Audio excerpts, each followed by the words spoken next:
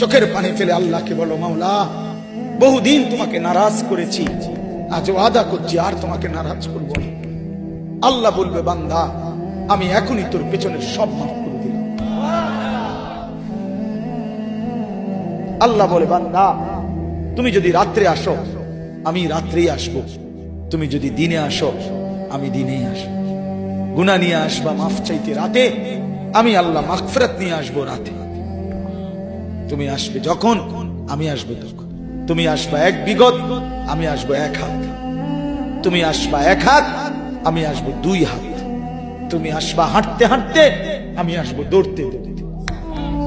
আও না বান্দা, আও, দেও সেজদা দাও, গোলামি করো, বন্দেগী করো,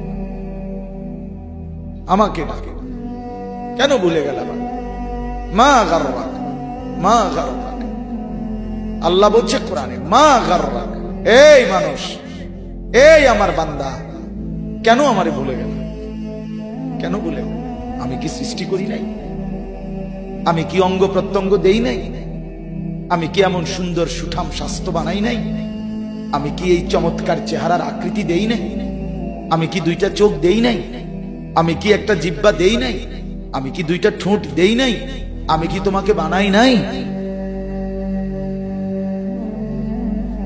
বলে বলো না ছেলেরা, উত্তর দাও ভাই। রাত গভীরে উত্তর দাও। গভীর রাত, এখন কোটি কোটি মানুষ ঘুমায় গেছে। তুমি এখন বলো ইনসাফের সাথে, কত নারী দেখলে স্বপ্ন মিটবে? কত উলঙ্গ ছবি দেখলে তোমার তৃপ্তি হবে? হ্যাঁ, মোবাইলে কত নগ্ন ছবি দেখলে তোমার আউশ মিটবে? বলো ভাইয়া, বলো বলো বলো, একটা ছেলে বলো। পৃথিবীর কত লক্ষ নারী দেখলে তোমার আর দেখতে মন চাইবে না? কত উলঙ্গ ছবি দেখলে তোমার আর মন চাইবে না? যে মদখোর, যে নেশাখোর, সে তো আটলান্টিক মহাসাগরের ভরা মদ খেলেও তার তৃপ্তি হবে। যে জুয়ারি, সে জুয়া খেলতে খেলতে তার যদি ভিটা মাটি বউ বাচ্চাও দিয়া দেয়, তারপরেও তার জুয়ারে নেশা যাবে। যে নারীতে আসক্ত, তার তৃপ্তি হয়। গুনাহ তৃপ্তি দেয় না, নাফরমানি তৃপ্তি দেয়। দুনিয়া একদমই অল্প, একদমই অল্প, একদমই অল্প, একদমই অল্প। আজকে যারা বৃদ্ধ মানুষ, আপনারা ভাবেন আপনি সেই ছোট্ট ছিলেন, আপনি কিশোর হলেন, তরুণ হলেন, যুবক হলেন, আজ অক্ষম দুর্বল বৃদ্ধ হলেন। আর কয়েকদিন, যে কোনো দিন আপনি কবরস্থান।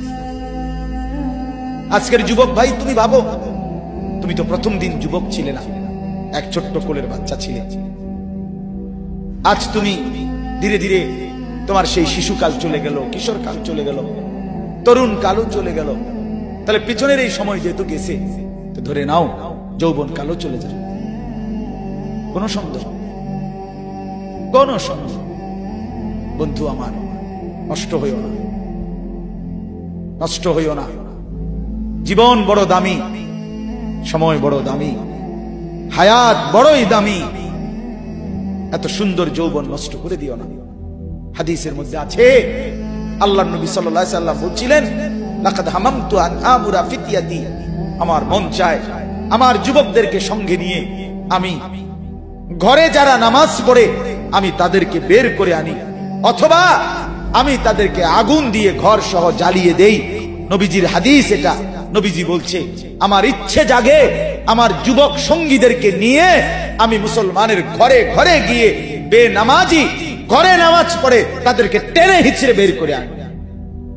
কথা ছিল এই, কথা ছিল যুবক সমাজ গড়বে, কথা ছিল যুবক মানুষকে আল্লাহর দিকে ডাকবে, কথা ছিল যৌবনকাল আল্লাহর জন্য ওয়াকফ করবে। আজ দিয়া দিছে নারীর কাছে, জিনার ব্যভিচারের কাছে, মদ আর জুয়ার কাছে, মোবাইলের কাছে। আস্তাগফিরুল্লাহ, আস্তাগফিরুল্লাহ, আস্তাগফিরুল্লাহ।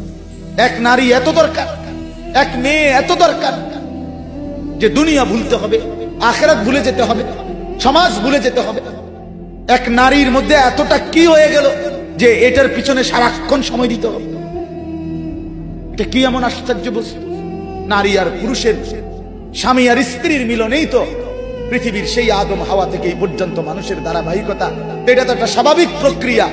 হাজারো কোটি মানুষ পৃথিবীতে স্বামী আর স্ত্রীর পবিত্র বন্ধন হইছে, তো সেটা তুমি একটু অপেক্ষা করলে তোমার জীবনও আসবে।